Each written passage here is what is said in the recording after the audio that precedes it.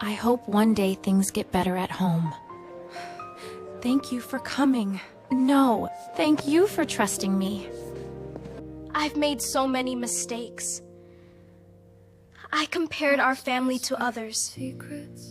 I didn't appreciate everything you did for me. We love you, Amanda, and nothing will ever change that. Amanda barely slept that night. Even after the shouting downstairs had finally stopped, the silence that followed felt even heavier. She lay awake, staring at the ceiling. Her mind replayed everything she had witnessed that morning. The insults, the accusations, the crashing plates, the tears Juliana tried so hard to hide.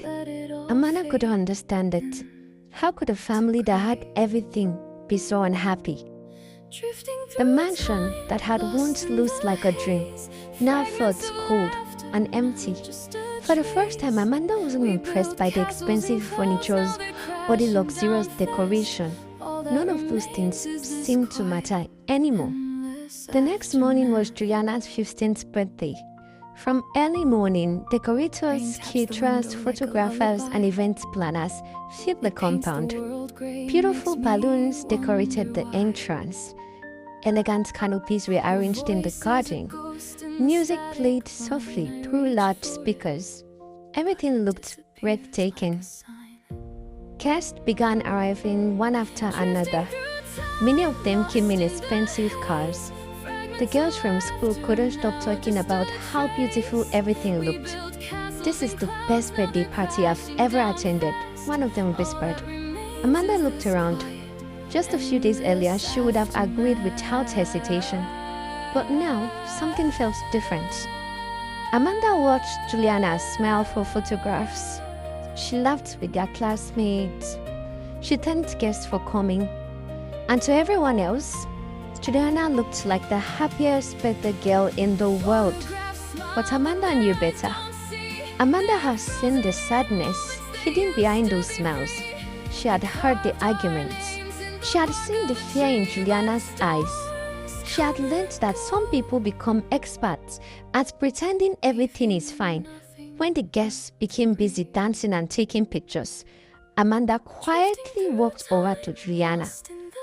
"You look beautiful," she said with a smile. Juliana smiled back. "Thank you." After a brief silence, Amanda gently held her friend's hand. I hope one day things get better at home. Thank you for coming. No, thank you for trusting me.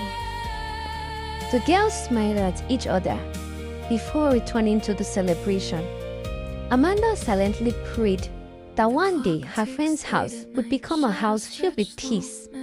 Later that evening, the party finally came to an end. Guests gradually began leaving. Not long afterwards, Amanda noticed the familiar car driving slowly into the compound. Her parents had arrived. She stood still. From where she was standing, she watched them climb out of their old car. Her father smiled as he looked around, searching for her. They weren't dressed in designer clothes. They hadn't arrived in a luxurious SUV. No expensive jewelry, no grand entrance. Just two ordinary parents who had come to take their daughter home. Amanda suddenly felt a lump in her throat. These were the same parents she had been ashamed of. Ashamed of her mother's salon. Ashamed that her father was a furniture maker. Ashamed of their simple car. Ashamed of the home they had worked so hard to build for her. But standing there, after everything she had witnessed over the weekend, Amanda had never been prouder to call them her parents. Without thinking, she ran. She threw her arms tightly around her mother. Then she hugged her father. She held on to them as though she never wanted to let go. Neither of them understood what was happening. Mrs. Richard gently stroked Amanda's head. "Amanda, what is it, my dear?" Amanda pulled away, her eyes already filled with tears. "I thought expensive restaurants' meals were better, but now I know every meal you packed was filled with love. I'll choose your cooking over any expensive meal in the world." Mrs. Richard covered her mouth as tears filled her eyes. She put Amanda into a tight hug. My sweetheart, you never needed to apologize. I've made so many mistakes. I compared our family to others. I didn't appreciate everything you did for me. Amanda then turned to her father. And Dad, I was ashamed to tell people you were a furniture maker. She smiled through her tears. But today, I've never been prouder. You work hard every day to provide for us, and I'm proud to be your daughter. For a moment, Mr. Richard couldn't speak. He simply smiled, not because of the words themselves, but because he knew his little girl had finally understood what truly mattered. He gently placed his hand on her shoulder. We love you, Amanda, and nothing will ever change that. We love you, Amanda, and nothing will ever change that. The drive home was peaceful. Unlike the silence Amanda had experienced inside the Donald's mansion, the silence was warm, comfortable, safe. When they arrived home, Mrs. Richard smiled. I'll warm up the soup. You must be hungry. Amanda's face brightened. I'll love that, Mom. Mrs. Richard looked surprised. Really? Amanda nodded with a smile. Yes. A few weeks ago, I was too embarrassed to eat your food. Today, I've never wanted anything more. I've missed your cooking. Mrs. Richard smiled through tears. That evening, the three of them sat around their small dining table. The meal was simple, just warm soup, soft bread, and grilled fish. Nothing expensive, nothing fancy. Yet Amanda couldn't remember the last time a meal could have tasted so good. Halfway through dinner, Mr. Richard smiled. So, who wants to hear about what happened in my workshop on Friday? Amanda immediately laughed. I do. As her father began telling one of his funny stories, Mrs. Richard burst into laughter. Amanda laughed too. The sound filled every corner of their mother's home, and suddenly, she remembered something Juliana had said. You don't know how lucky you are. Amanda looked around the table. Her mom was laughing. Her father was smiling.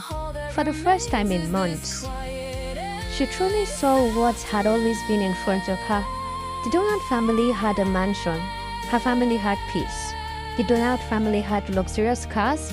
Her family had laughter. The Donald family had more money. Her family had love. And if she had to choose between the two, she would choose love every single time. From that day forward, Amanda never compared her life to anyone else's again. She proudly carried her mother's homemade lunch to school. She no longer wished for someone else's house. She no longer measured happiness by expensive clothes or fancy cars. Instead, she treasured the priceless things she had almost thrown away. The love of the two parents who had sacrificed everything for her. Because she finally understood the truths that many people spend their entire lives trying to learn. Not every smiling family is happy. Not every beautiful house is a peaceful home. Not every wealthy person lives a joyful life. Sometimes, the greatest blessings isn't the biggest house, or the most expensive clothes, or the fanciest meals. Sometimes, the greatest blessing is coming home to people who genuinely love one another. So before you envy someone else's life, remember this. You may be admiring their highlights while knowing nothing about the battles they face behind closed doors. Because not everything that glitters is gold, and only the person wearing these shoes knows truly where it hurts.